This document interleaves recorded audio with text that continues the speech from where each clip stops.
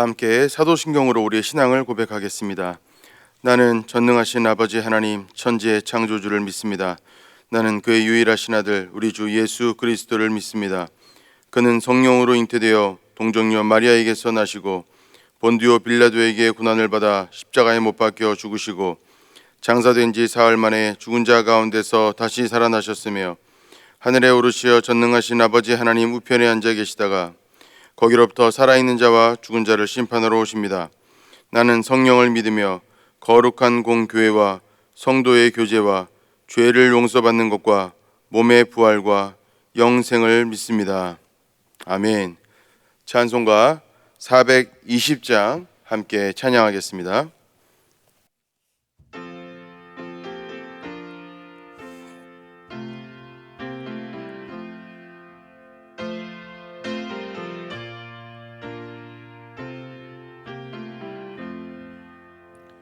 너 성결케 위해 늘 기도하며 너 주 안에 있어 늘 성경 보고 온 형제들 함께 늘 사귀면서 일하기 전마다 너 기도하라. 너 성결케 위해 내 머리 숙여 저 은밀히 계신 내 주께 빌라. 주 사귀어 살면 주 닮으리니 널 보는 이마다 주 생각하리.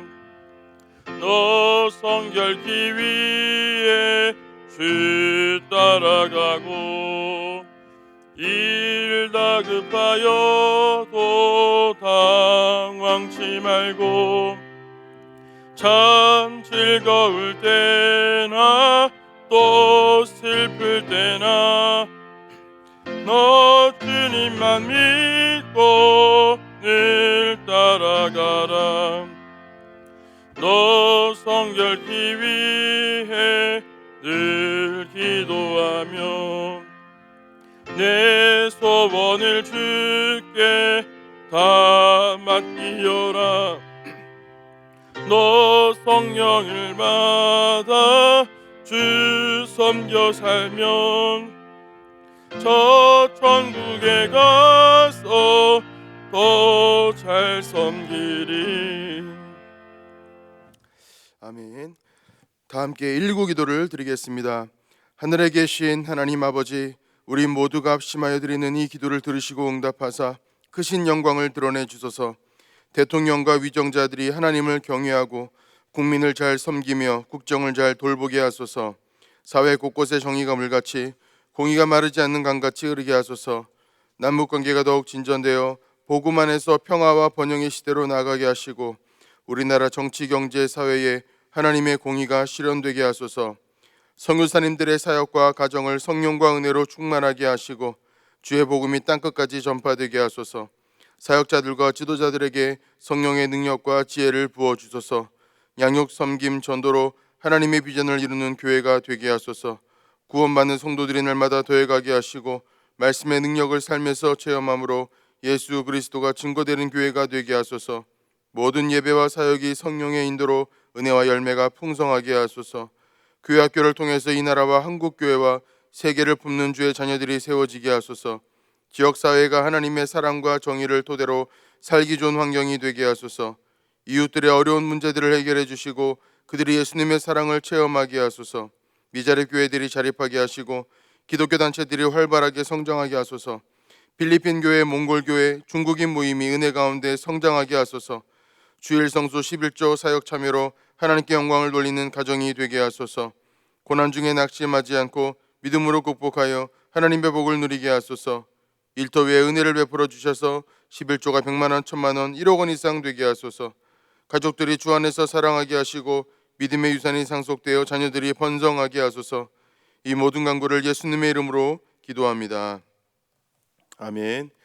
이 시간 하나님께서 주시는 말씀은 신명기 14장 1절에서 21절까지의 말씀입니다.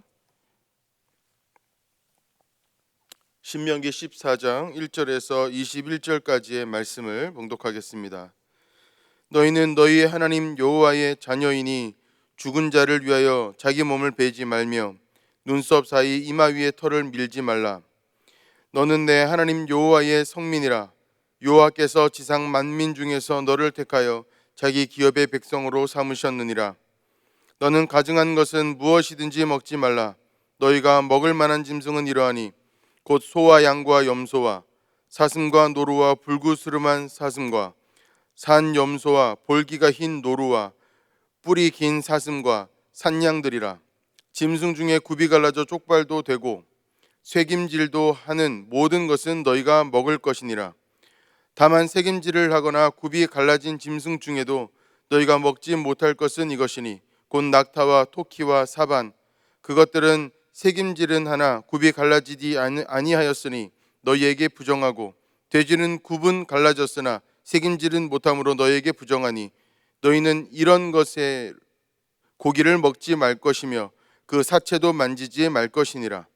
물에 있는 모든 것 중에서 이런 것은 너희가 먹을 것이니 지느러미와 비늘 있는 모든 것은 너희가 먹을 것이요 지느러미와 비늘이 없는 모든 것은 너희가 먹지 말지니 이는 너희에게 부정함이니라. 정한 새는 모두 너희가 먹으려니와 이런 것은 먹지 못할지니 곧 독수리와 솔개와 물수리와 매와 새매와 매의 종류와 까마귀 종류와 타조와 타흐마스와 갈매기와 새매의 종류와 올빼미와 부엉이와 흰 올빼미와 당아와 올릉과 노자와 학과 황새 종류와 대승과 박쥐며 또 날기도 하고 기어다니기도 하는 것은 너희에게 부정하니 너희는 먹지 말 것이나 정한 새는 모두 너희가 먹을지니라. 너희는 너희의 하나님 여호와의 성민이라. 스스로 죽은 모든 것은 먹지 말 것이나 그것을 성중에 거류하는 객에게 주어 먹게 하거나 이방인에게 파는 것은 가하니라. 너는 염소 새끼를 그 어미의 젖에 삼지 말지니라. 아멘. 기도하겠습니다. 하나님 아버지 감사합니다.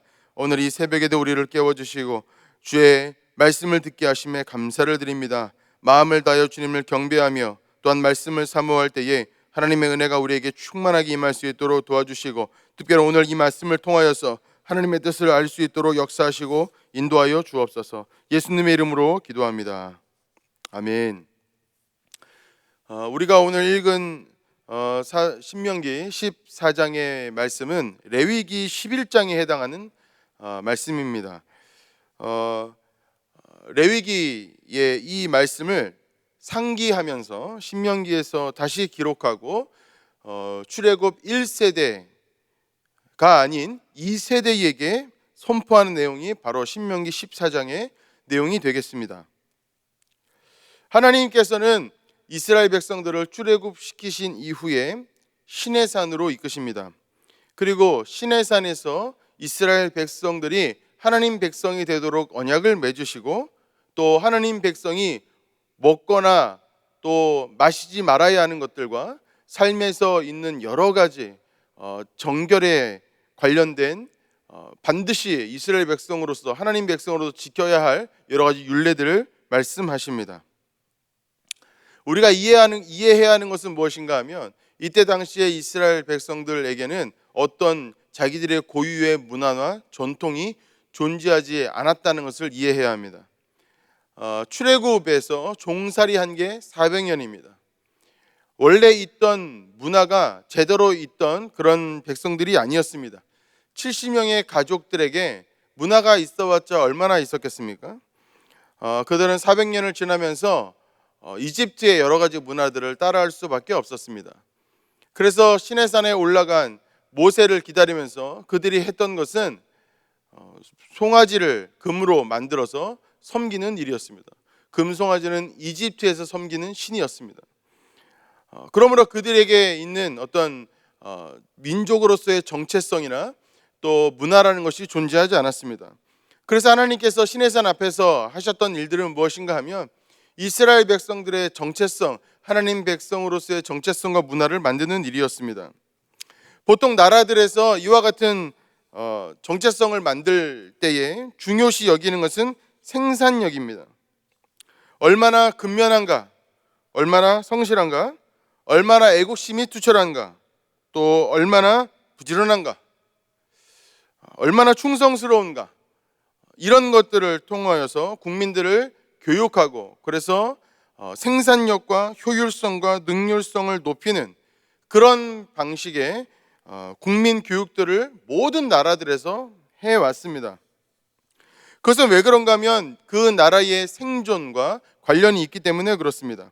그래서 민족의 정체성을 세우는 여러 가지 작업들은 모든 나라와 모든 민족에서 이루어졌다는 것을 우리가 이해해야 한다는 것입니다. 그러므로 하나님께서 이스라엘 백성들로 하여금 그와 같이 정체성을 가지게 하고 그들 고유의 문화를 갖도록 시내산 아래서 준비시켰다는 것은 크게 그렇게 놀랄 일은 아닙니다.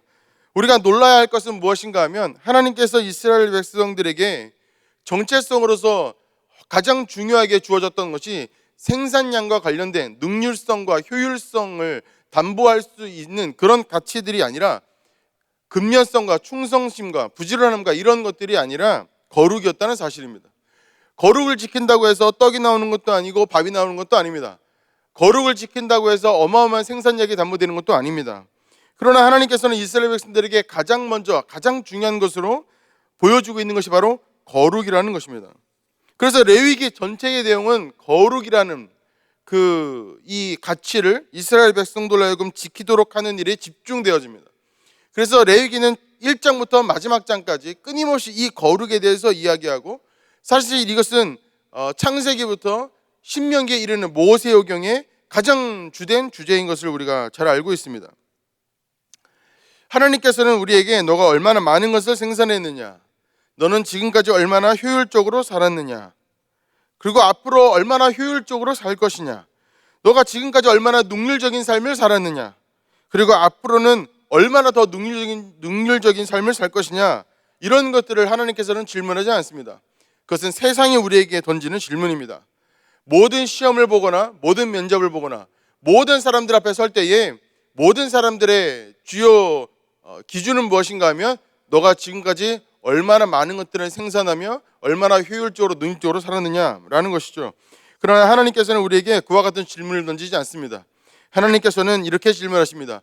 너희가 거룩하냐?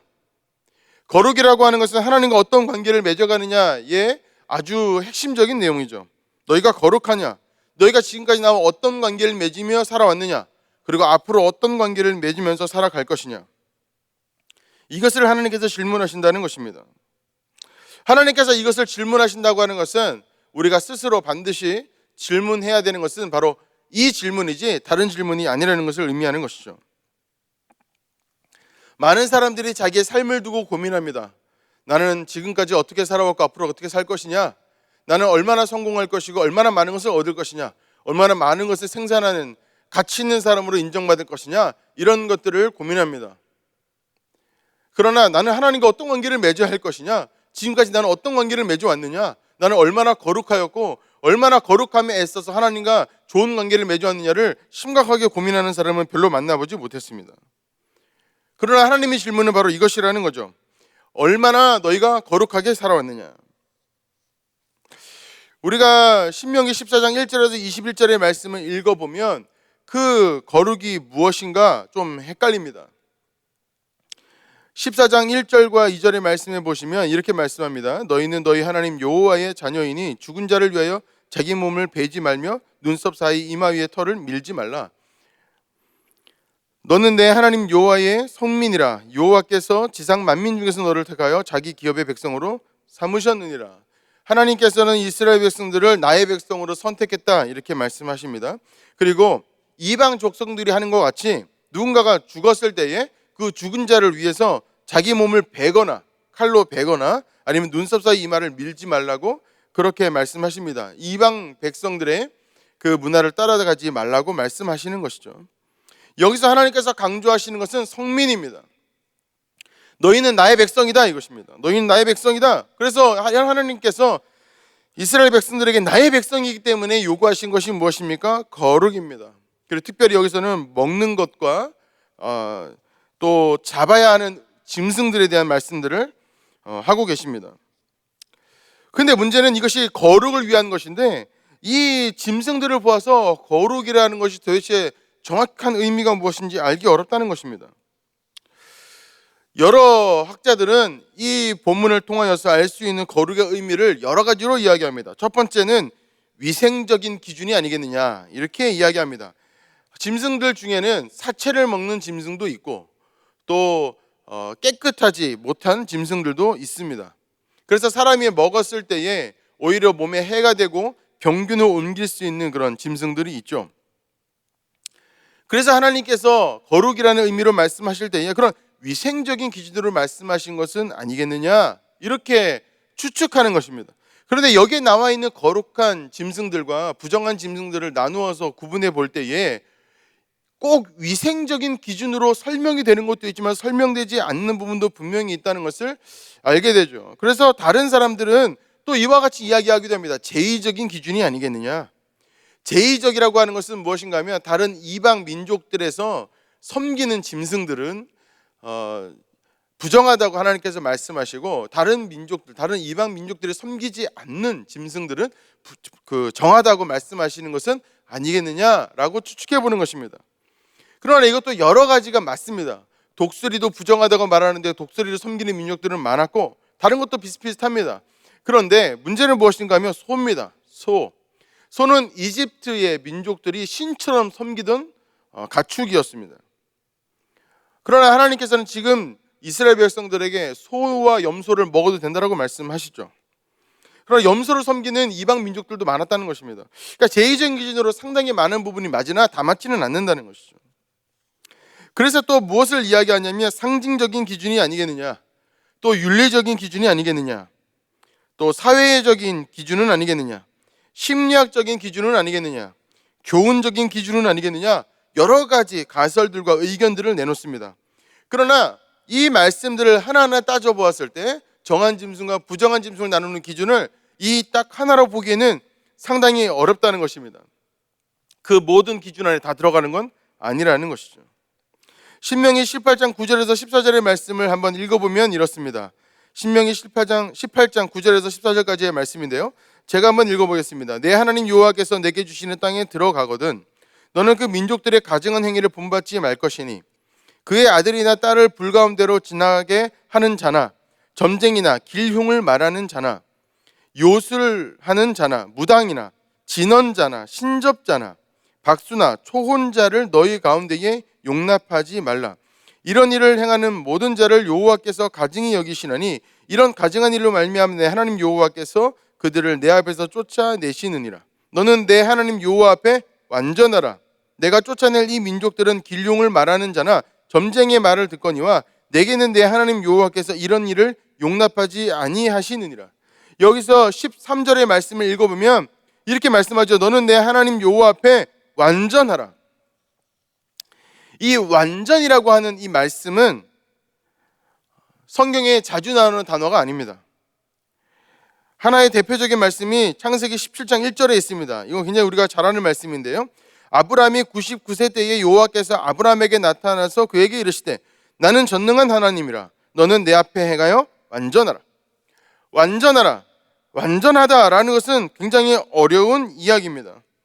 한 가지의 기준에 부합한다 그래서 우리는 완전하다는 말을 쓰지 않기 때문에 그렇습니다. 만약에 여러분들 좋아하는 연예인이 누가 있습니까? 잘생기거나 이쁜 남자 여자 연예인이 누가 있습니까? 어떤 연예인이 잘생기고 이쁜데 성격이 별로입니다. 그러면 그 사람을 우리가 이야기할 때 저 연예인은 완벽해, 완전해 이렇게 말하지 않습니다.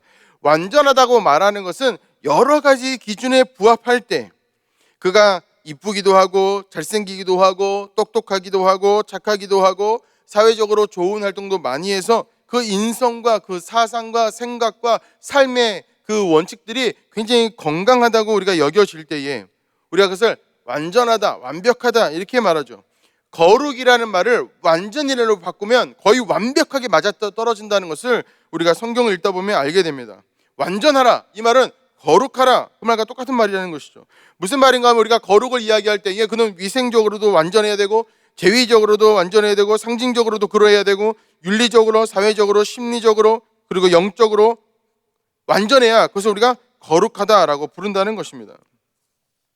지금 하나님께서 우리에게 무엇을 요구하시느냐? 바로 이 거룩을 말씀하십니다. 교회는 열심히 다니지만 삶 가운데서 하나님의 말씀을 좀 등한시한다거나 아무리 마음이 착하고 이쁘다고 할지라도 믿음이 자주 흔들린다거나 그런 것들을 하나님께서 거룩이라고 말씀하시지 않는다는 것이죠. 이것을 기억해야 합니다. 우리의 신앙생활이 늘 열심히 있고 힘을 내고 또 하나님 아버지 앞에 예배하기 위하여 애쓰지만 분명히 우리의 삶 가운데 하나님께서 거룩이라고 완전하다고 말씀하기 어려운 어떤 지점들이 분명히 존재한다는 것입니다. 우리가 그 지점들이 그냥 내가 나름대로 열심히 애써서 신앙생활을 하고 있으니까 이 정도 허물이나 이 정도 연약함은 하나님께서 허용해 주시지 않겠는가? 여러분, 그것은 거룩이 아니라는 것입니다. 내가 전능한 하나님이 너희도 나의 백성으로 완전하라. 이것이 하나님의 말씀이기 때문에 그렇습니다.